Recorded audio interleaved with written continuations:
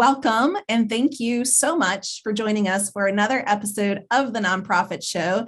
Today, we are starting with this bright light, Mandy Love, and she is going to talk to us about all things branding and how it is more than just a logo. So Mandy, we're excited to have you. And before we dive in, we of course want to say thank you to Julia Patrick for joining us today and almost every day. So we're so glad to have you here. Julia is the CEO of the American Nonprofit Academy. I'm Jarrett Ransom. I get to play her co-host on TV or on screen. It's so much fun. And she allows me to keep showing up. So I'm Jarrett Ransom, also known as the nonprofit nerd, but also really Julia's private nonprofit nerd. My nonprofit nerd. Yes. Yeah. And we are so thrilled to start every episode by saying thank you and demonstrating our appreciation to all of our presenting sponsors. We are so extremely grateful for your investment, not only in these episodes, but truly the sector at large, because you allow us to continue these conversations with some amazing professionals throughout the nation, just like we have here today with Mandy. So Mandy joins us. And again, Mandy Love, Creative Director. And thank you. Thanks so much for joining us, Mandy. We're glad to have you here. Well, thank you so much for having me. I'm excited to be here today to talk about one of my favorite things, branding. Okay, I have to tell you, you made us look like super geniuses because last week, the New York Times had a big article and it was like literally like almost the same title. And it was kind of the gist was, don't get caught up in your logo and confuse it with your brand. And it went through all of these different organizations about branding versus logos. And I think in the nonprofit sector, we fall into this trap so often, Mandy. So I'm really excited to have you here to kind of help us flesh out what some of these things mean and how we, even in the nonprofit sector, we need to be looking at this. So first off, because we have a lot of questions for you. What is a branding element and how do we understand that? Okay. Yeah. So branding is, of course, more than just a logo. Branding is basically your messaging, your values, and how you perceive yourself to consumers, to donors, to the people outside of your company. And so that's why it's important when you're branding to lay that foundation of who you are, what you say, and what you want the world to see you as. You know, about 46% of how someone perceives your brand is how you tell them to perceive it. You know, they also make up their own, but you can steer that direction. That is interesting. Okay. 46%. Now say that again, Mandy. So 46% of the way people perceive your brand is how you've told them to. Did I get that right? That is correct. So, of course, they also make up their own mind, and we all trust when someone tells us, oh, this brand is awesome, or you should try this. That's going to have an impact of how we see a brand. Is someone else already enjoying it and recommending it? But most of what they start out with is how we tell them and what we tell them. So we have to make sure that that message is consistent throughout everything and that we are living up to what we tell them we are. Otherwise, they're going to see through it and know that we're not authentic. Holy cow. I know. So I always say this in the work that I do is, well, it's not rocket science, but literally what you just said, Mandy, is rocket science to me, because that is not my zone of genius. It is not what I do every day. So I have a feeling you probably have said the statistics many times throughout your week or month, but I just heard it for the first time and I'm like, wow. So that means for us as nonprofit leaders, it's really providing that narrative that we want to have repeated in the community of why we are the solution to the community problem and how perhaps we can continue to invite supporters, partners to work with us to help solve this problem. 46% comes from us. Yes. And so that's why it's so important to keep that brand, that message on brand. And so that's why it's important too, when we talk about branding, the logo is an element of your brand. Of course, it's the visual icon that people see and say, oh, that's, the glasses, that's Jared, that's nonprofit nerd. Right. But if you don't have that consistent messaging behind it, They're right here. there you go. Yes. Yep. Okay, no, wait, now let me ask you, Sure. what she just did, would you say that's part of her branding message? Absolutely. Absolutely. Yeah. Absolutely. Isn't it? Definitely. And that's kind of the thing is They disappear. as we go further and further and people are getting more emotionally involved in branding and Mhm. brands, Mhm. they want to resonate with you. They want to know that you have the same kind of beliefs that they have, or that you have the impact they want to make on earth. And so that's important for nonprofits to let people know, hey, this is what we stand for. We offer this because people like to feel good about their donations and what they give back to. And so we have to make them know what we're doing and why we're doing it. And if we just throw a logo together on a website and we don't back it up with what we feel and what we want others to feel, the logo can be pointless. It really can. And I hate to say that because there are beautiful logos out there, but if you don't have the messaging and the branding behind it and the consistency, and you're going to hear me say consistency a lot because it's so important. And I know later, one of the topics were the impact of brand awareness, but I kind of want to jump to it.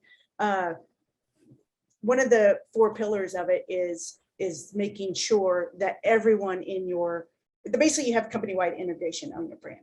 So I know a lot of people who might have, say, an assistant lay out social media on Canva. And there's nothing wrong with that, but they need to make sure that that person knows the message that is clearly spoken. The colors, when you're scrolling through Instagram, if someone cares about your organization, but just scrolling through, they can't tell that's your organization because it's totally off brand, they're going to keep scrolling and your message is going to get missed. So you have to make sure every person that touches your brand or that's part of your organization knows, hey, this is what we do. This is what we say. This is how we say it. So it solidifies with the audience that this is our brand. I have seen that happen all too often, especially with organizations as they grow, is a department creates their own signature block, or somebody creates kind of, well, this is who we are, so I'm going to alter our logo to include what we do.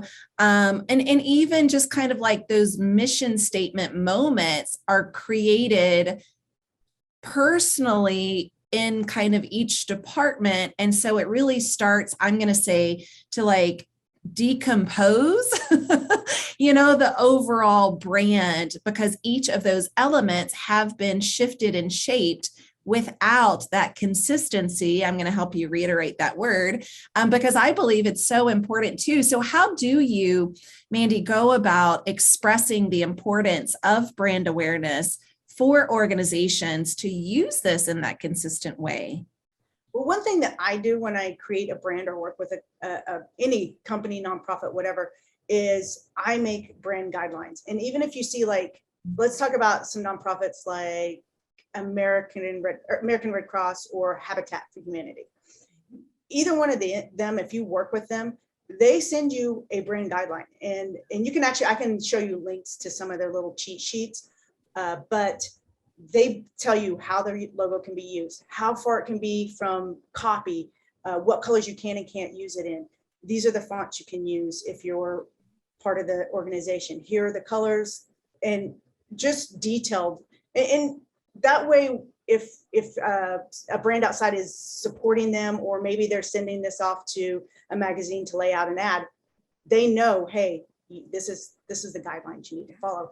And if you have a guideline and you make it part of your company policy that everyone has to go over that, and just make sure that you often bring it up. And the second that you see someone in the company not following those guidelines, have an open conversation and let them know, it's for a reason, and it's for a good reason. And it needs to just be part of standard in your company. And it should be clear that no changes are to be made to the logo, period. Yeah.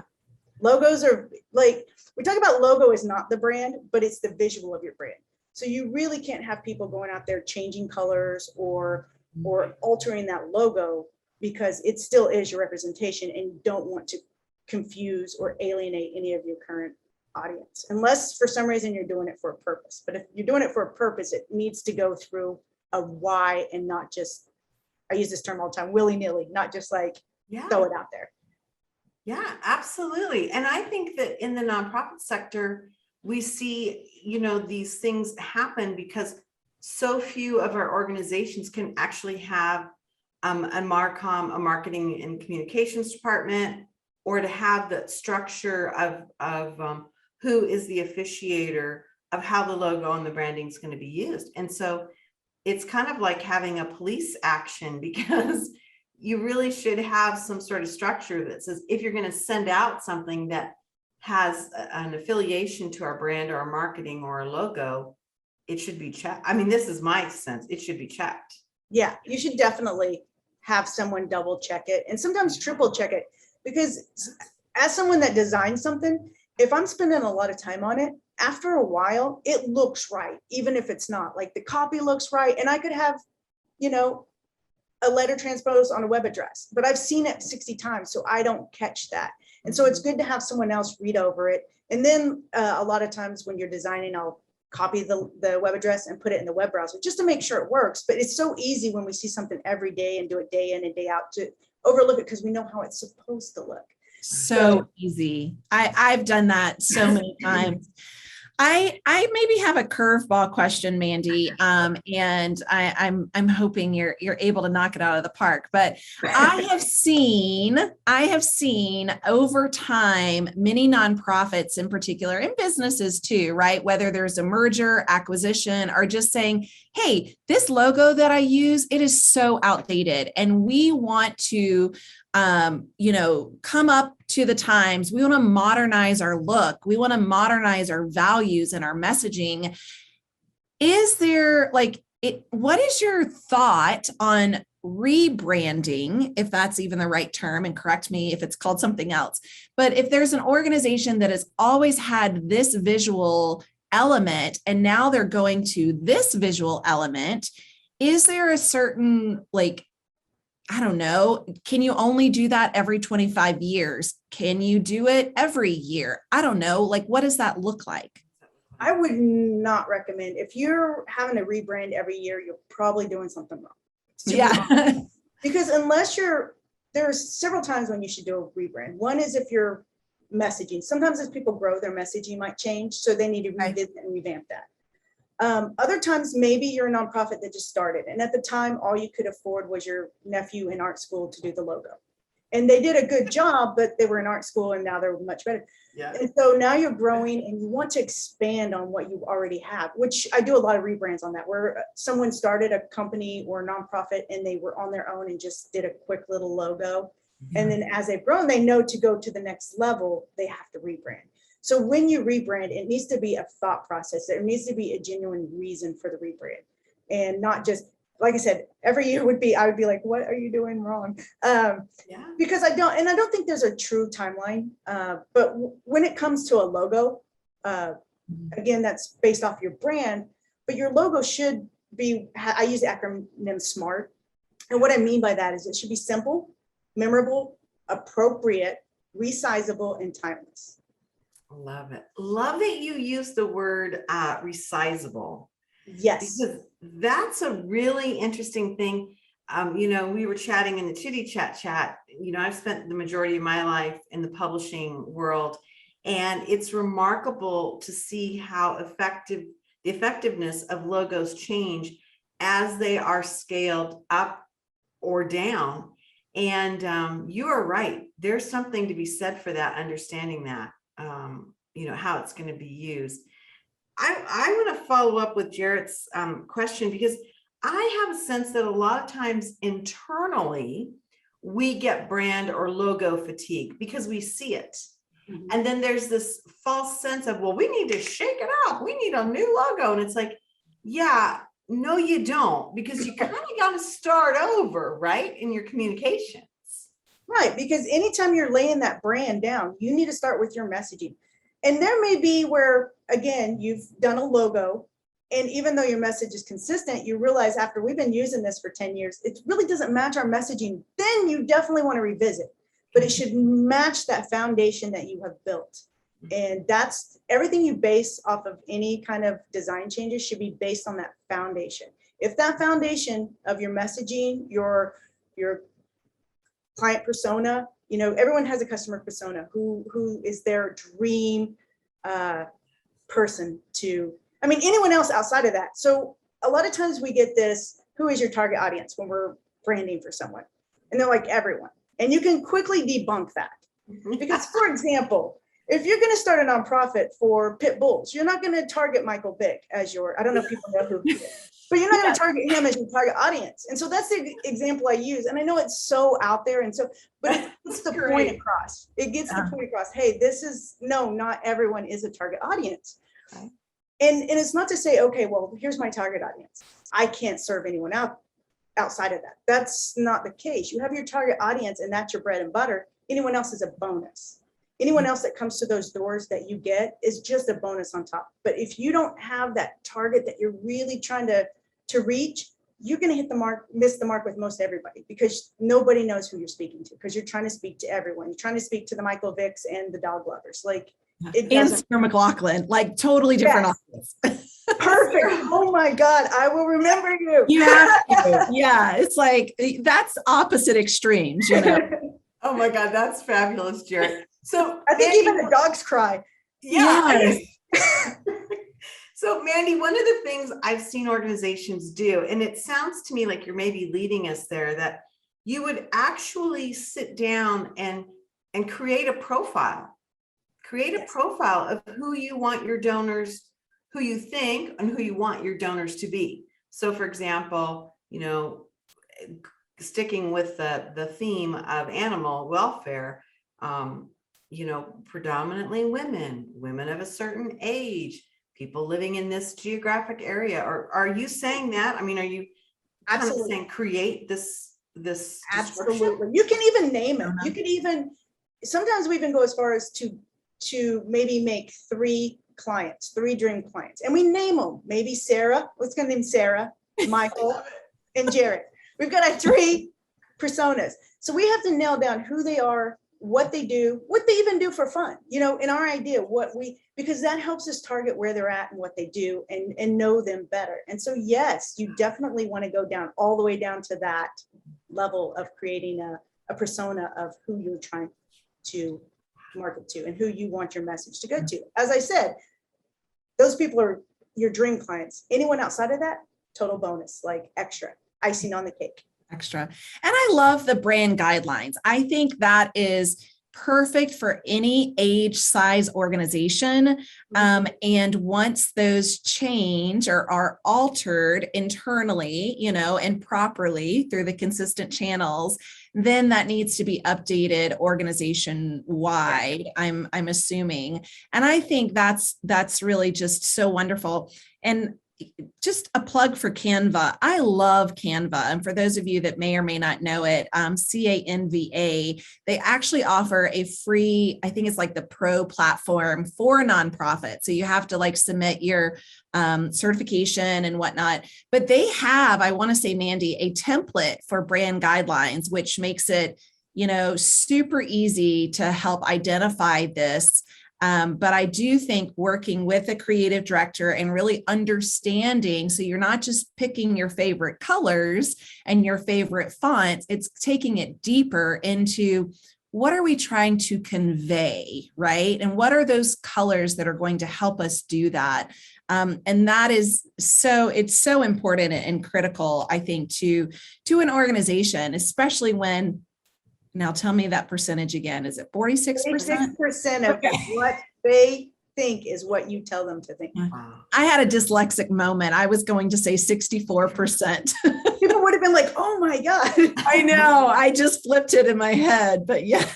46 is still a pretty high number because there's so many things that can influence people. So to know it's that high is very high. Yeah.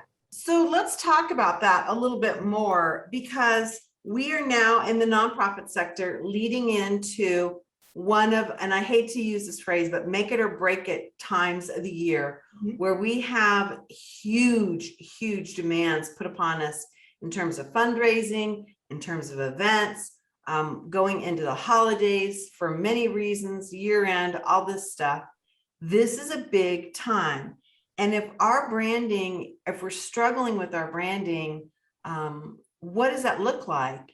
Or if we're successful, how is that impacting our fundraising? Well, branding definitely impacts fundraising. And the experience I've had and what I can go on is that your strong brand helps your organization raise more funds and more volunteers and creates a sense of loyalty. And that's what keeps them coming back. And what does that is your messaging. When your message has to resonate with that target persona that you've created. It has to make them want to feel good about what they do, feel good about what you do. And if you're not living that, they're going to know it. We're in a place where it's all about how people perceive you and how they feel about you. It's no longer like, this is what I offer. It's more like, I want to feel like I know you. I want to feel like you're doing good. And so it is, I understand and making breaks for nonprofits, but I definitely know that when your communication across the organization works hard to support what you do with your brand, and just, you have your marketing and development goals, and it all funnels into the same thing, it will be effective for you.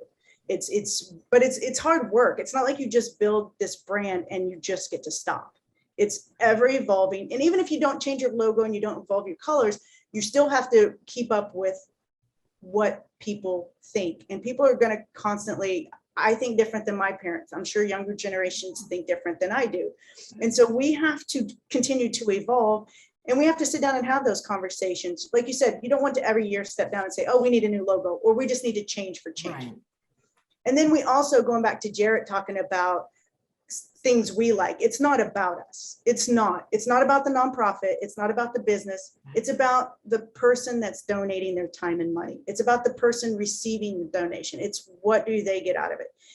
If the color don't resonate with them, but it's our favorite color, it's not going to matter. If the logo is beautiful, but the people that are reading it and looking at it every day, they don't feel it, it's pointless. You can have the most beautiful graphic. I've actually done designs that aren't the best, but it worked for the clients. And sometimes it blows my mind because I'll hate it, but it works. And so that's what's important, is that it works. And if it's not working, it may be time to reevaluate where you're at, what your message is, and why, where the disconstruct is. Where do we need to reevaluate? So when I hear you say this, my mind goes to the use and the practice of focus groups, or getting some of that evaluation. And so how would we do that? I mean, how would we figure out it's not what we think or what we like in the break room, but at the community that we serve? What are your thoughts on that?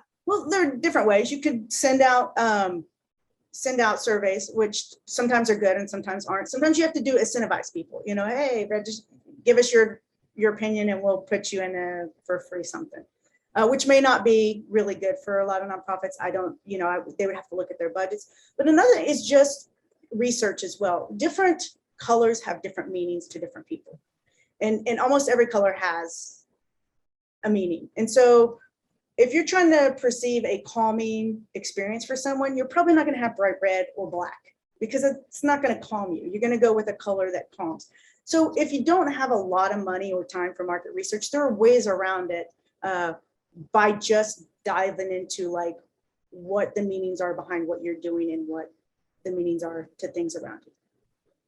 And to be consistent. And I'm curious, Mandy, because I'm sad to see that our time is coming short. What are some of these consistency tips that you can give us? You know, like, where do we need to put that into practice? I don't know, if you could just kind of give us some of your stand on your soapbox and talk about consistency for a minute, that would be great. For me, consistency is everything. Your fonts everybody needs to have access to your fonts. Mm-hmm. And so used to, when I very first started, I would just get whatever, if it cost $300 for the font, and I really wanted that person to have it, I was just like, you have to buy this font. But what I found is that people weren't willing to put it on everybody's machines if they had it, or they couldn't. And so then you had people not having matching fonts. Right. They would just substitute it. So the first thing you want to do is have a font that's accessible. So now I use a lot of Google fonts. Everybody can access them. And then And doing that quality assurance that you were speaking of earlier, where somebody else takes a look at it. You see a font's not used properly. You see that they've messed with the logo. No, go back and do it again. And you're not being mean about it. You're being consistent and you're thinking about the brand first. And you just have to train people, keep them going, you have to educate, you have to be on your soapbox. You have to say, hey, no, we don't do this, and make it from the hires up. That's another thing, is leading by example. If you say your vice president, he doesn't care, he's not in marketing, and he just sends out something, you have to be like, you can't do that, and it's hard to step up and ask someone higher than you, please don't do that. But sometimes that's a conversation you at least have to try, because it's important. And it may be just as much as like having a quick meeting with newbies and including, a 20-minute session with the marketing department. You get a new employee, it's like part of their training is being with the marketing. Make sure once a quarter, your guidelines are being emailed out to the whole company. Make sure everybody's on the same page. Have an open door policy. If I don't understand what this means on this brand, come and ask. If you make people feel like they can ask about it versus, I can't believe you don't know this by now, it opens up that communication and it makes them feel like, hey, I don't understand, is this right? So that's another thing. I think sometimes when people mess up and we kind of berate them, it makes them feel like I can't ask. And so if you have that open, hey, please, if you don't know, come to me because I want to educate you, versus even if they have to ask 20 times, sometimes you always get that one person, you're like, oh God, they should know by now. Well, they don't. And you want it to be right. So unfortunately, you're going to have to answer it and make them feel like it's okay. Even if you're frustrated and you're just like, I can't believe you're asking again. Mandy, I like organizations that actually have designated the title brand champion. And it can, and and I've heard organizations also refer to these people as the brand Nazis, which is unfortunate. But the reality is that if you have that one individual that is wearing the crown of champion, it makes it positive. And then it's like, okay, well, we got to run that by, Betty Lou, because she's the brand champion. And it just gets everybody rowing in the same direction and understanding that it is this important for all of us to understand, that we need to understand that every time that our logo or branding is going to be used, that we are adhering towards this policy. I love brand champion because that hits it. If you're the champion and you're approachable, and yes, you have to sometimes put that hammer down because you're doing it for the better of the organization.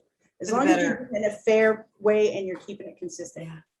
Well, I'm telling you, you are my long lost sister. You must. Because we started in the chitty chat about my favorite, pretty much almost my favorite movie of all time is Helvetica, and it's just like the coolest thing. Mm-hmm. And so we were chatting about it, and I love what you had to share with us today. So important. And Jarrett, you and I see this every day, don't we?